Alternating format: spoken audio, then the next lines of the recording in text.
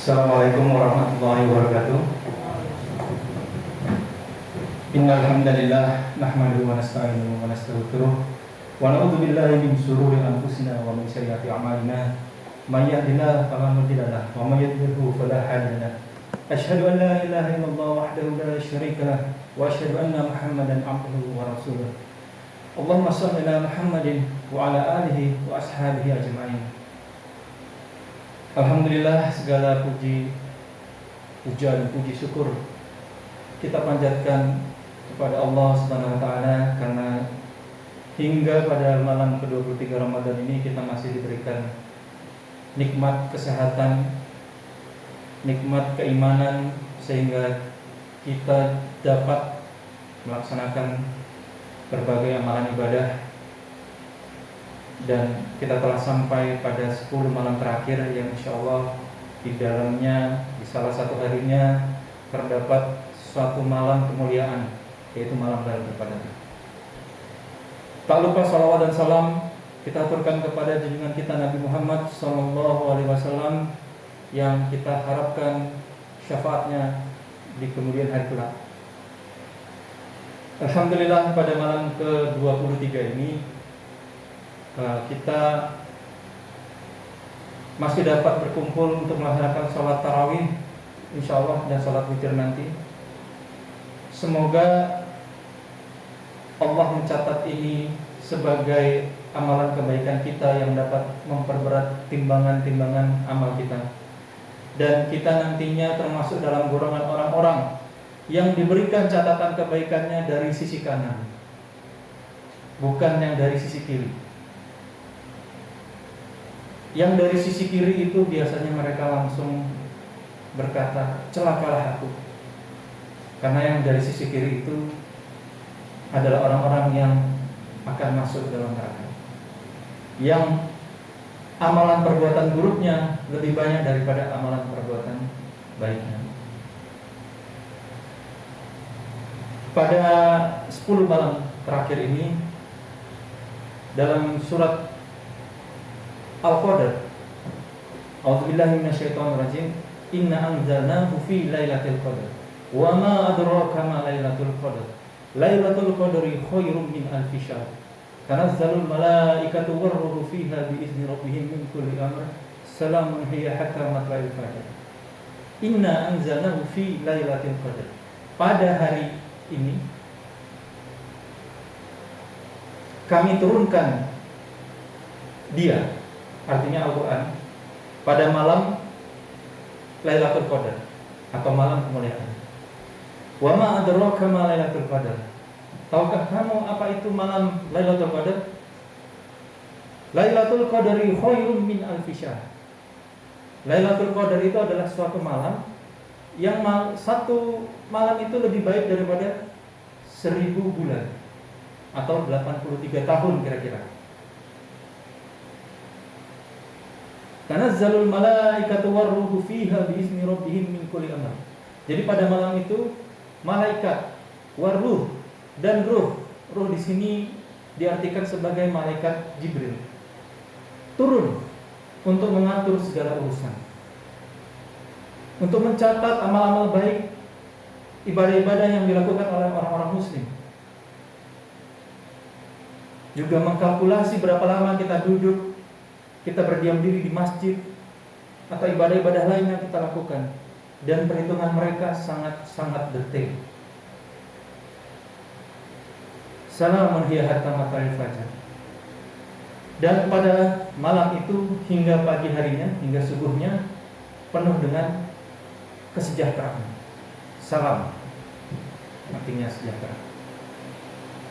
Maka sungguh merugi jika kita yang sudah diberitahu, dikasih bocoran bahwa ada satu malam yang betul-betul luar biasa, tapi kita tidak mencari. Ibaratnya kalau di dunia ini, misalkan kita sebagai orang yang membutuhkan uang untuk hidup, lalu diberitahu bahwa, tahukah kamu kalau di halaman rumahmu itu ada uang 10 miliar, ayo cari di situ. Jadi kamu bisa pakai untuk makan-makan, untuk hidupmu. Tapi kita biarkan aja. Kita merasa tidak butuh dengan itu. Ini lebih baik daripada itu. Lailatul Qadar lebih baik daripada dunia, uang, jabatan, dan lain sebagainya. Kemudian terkait dengan Lailatul Qadar, ada amalan yaitu itikaf. Perlu diluruskan, itikaf tidak bisa dilakukan di musola. Jadi semua ulama sepakat itikaf tidak bisa dilakukan di musola. Bisanya di mana? Untuk laki-laki itu wajib di masjid, untuk perempuan di rumah boleh. Ini adalah pendapat jumhur ulama. Tetapi perlu kita garis bawahi bahwa pengertian masjid itu apa sih? Masjid adalah sebuah tempat yang dilakukan di dalamnya sholat 5 waktu. Kalau dia melaksanakan sholat Jumat, maka disebut dengan masjid jami'. Kalau dia tidak melaksanakan sholat Jumat, maka disebut dengan masjid ghairul jami'. Jadi musola kita ini sebenarnya adalah masjid. Jadi boleh dan insya Allah diterima jika kita melakukan amalan itikaf di sini. Mungkin berbeda urusannya ketika di musola rumah. Biasanya ada rumah-rumah memiliki musola, atau di tanah lapang yang biasanya digunakan sholat tetapi tidak rutin, atau mungkin di mall yang kadang ada yang sholat atau tidak ada yang sholat. Barangkali itu menjadi pertimbangan tersendiri. Ada juga mall yang menjalankan sholat 5 waktu barangkali, maka di sana disebut dengan masjid. Maka amalan itikaf ini marilah kita laksanakan, tentunya dengan segala keterbatasan, mengingat kita masih belum lepas dari situasi pandemi. Masih ada protokol-protokol yang harus kita jaga. Seperti kata Pak Takmir tadi, juga nanti ketika melaksanakan sholat Id tetap kita harus jaga, karena menjaga kesehatan kita juga salah satu bentuk ikhtiar. Kemudian daripada itu, jangan khawatir jikalau kita mungkin menganut pendapat yang lebih ekstrim. Misalkan saya tidak melakukan sholat berjamaah dahulu karena pandemi. Jika memang berniat karena seperti itu ya, bukan karena mungkin malas atau mungkin karena mengambil yang mudah-mudah saja. Ini ada suatu kaidah bahwa barang siapa yang terbiasa melakukan sesuatu lalu dia lupa melaksanakannya, atau dia tidak dapat melaksanakannya karena misalkan pandemi atau karena sedang ada keperluan tugas sehingga harus melakukan perjalanan, maka insya Allah akan tetap dihitung sebagai amal ibadah.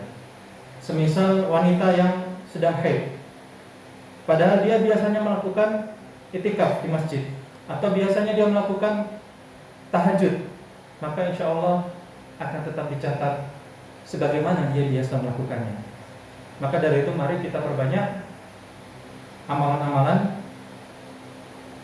yang rutin dan kontinu, karena ada kelebihannya, yaitu tadi itu. Kalau kita terbiasa membaca Al-Quran selepas subuh, suatu ketika kita ketiduran, maka Allah mencatat kebaikan kita seperti bagaimana kita biasanya. Kemudian juga ada silang pendapat terkait 10 malam terakhir. Misalkan kita menyebut malam ini adalah malam ke-23. Ternyata belakangan ini, beberapa tahun terakhir ini, muncul pendapat ulama dan berdasarkan hadis juga riwayat Bukhari bahwa hitungan malam itu dihitung dari akhir, bukan dari depan. Menyikapi perbedaan ini, maka ini adalah suatu kebenaran yang relatif. Kita boleh saja mengikuti salah satu di antara keduanya. Namun alangkah baiknya jika kita, istilah zaman sekarangnya gaspol ya, kita di malam 21, 22, 23, apakah ganjil atau genap, kita tetap bersemangat melaksanakan ibadah. Jadi kebenaran relatif ini muncul dalam segala sisi dalam kehidupan kita sebagai umat muslim. Mana yang benar, tarawih 8 rakaat atau 23 rakaat, 20 rakaat? Mana yang benar, pendapat ulama A atau ulama B, ini adalah kebenaran relatif dan sebaiknya kita tidak terlalu kaku atau saklek menyikapi hal ini. Dalam kehidupan sehari-hari misalkan, bagaimana hukumnya jika kita tidak memberikan seluruh gaji kita kepada istri? Dosa apa enggak? Ini adalah hal-hal yang disebut dengan kebenaran relatif. Tetapi ada juga kebenaran mutlak. Kita tahu bahwa yang benar adalah benar dan salah adalah salah. Kita tahu bahwa haram hukumnya untuk membunuh misalkan, tidak bisa ditawar-tawar. Atau haram hukumnya untuk meminum khamar, tidak bisa ditawar-tawar. Tidak bisa bermudah-mudahan terhadap hal itu. Namun terhadap ikhtilaf atau perbedaan-perbedaan yang memang sudah turun-temurun, kunut tidak kunut, bismillah atau tidak bismillah, 8 rakaat atau 20 rakaat, sebaiknya kita saling terbuka.